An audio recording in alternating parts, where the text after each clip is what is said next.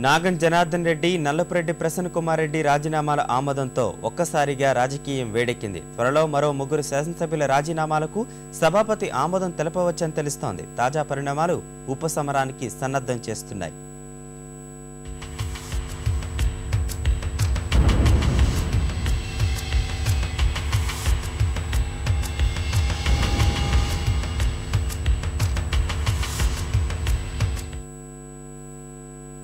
శాసనసభ్యుల రాజీనామాలపై ఇన్నాళ్లు దాటవేస్తూ వచ్చిన సభాపతి ఇద్దరి రాజీనామాలు ఒకేసారి ఆమోదించడం చర్చనీయాంశమైంది. మరికొంతమంది విషయంలోనూ ఆయన కసరత్తు చేస్తున్నారు. వచ్చే నెల 2 నుంచి ప్రారంభం కానున్న శాసనసభ సమావేశాల్లోపే ఓ కొలిక్కి తెచ్చేందుకు ప్రయత్నిస్తున్నారు. నిర్ణీత నమూనాలో ఉన్న రాజీనామా లేఖలపై నిర్ణయం తీసుకునేందుకు సిద్ధమవుతున్నట్టు తెలుస్తోంది. జూపల్లి కృష్ణారావు, రాజయ్యతో పాటు సోమారపు సత్యనారాయణ విషయంలో 2 రోజుల్లో నిర్ణయం తీసుకోనున్నారు. తెలుగుదేశం టికెట్పై గెలిచి జగన్ వర్గంలో చేరిన నల్లపురెడ్డి ప్రసన్న కుమార్ రెడ్డి రాజీనామా ఆమోదంపై సంతోషం వ్యక్తం చేశారు. కుటిల రాజకీయాలకు ఇదో గుణపాఠమని కాంగ్రెస్ శాసనసభ్యుడు ఆనం అన్నారు.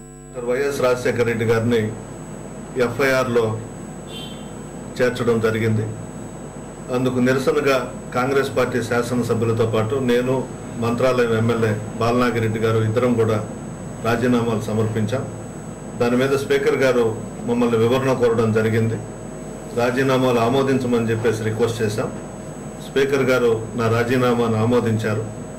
నేను ఆయనకి ధన్యవాదాలు, కృతజ్ఞతలు తెలియజేస్తా ఉన్నాను. చాలా సంతోషంగా ఉంది, చాలా ఆనందంగా ఉంది. స్పీకర్ గారు స్వేచ్ఛను కల్పించారు. నమ్మి విశ్వసించి పార్టీ టికెట్ ఇచ్చినటువంటి పార్టీకి మోసం చేసి రకరకాలుగా వలసపోయిన,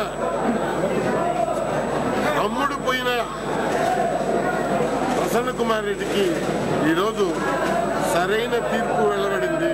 తాజా పరిస్థితులతో ఉప ఎన్నికల సమరానికి మరోసారి తెరలేచింది. మహబూబ్ నగర్ ఎమ్మెల్యే రాజేశ్వరరెడ్డి మరణంతో ఖాళీ అయిన స్థానంతో పాటు తెలుగుదేశానికి చెందిన 2 ఎమ్మెల్యేల రాజీనామాలతో ఉప ఎన్నికలకు రంగం సిద్ధమైంది.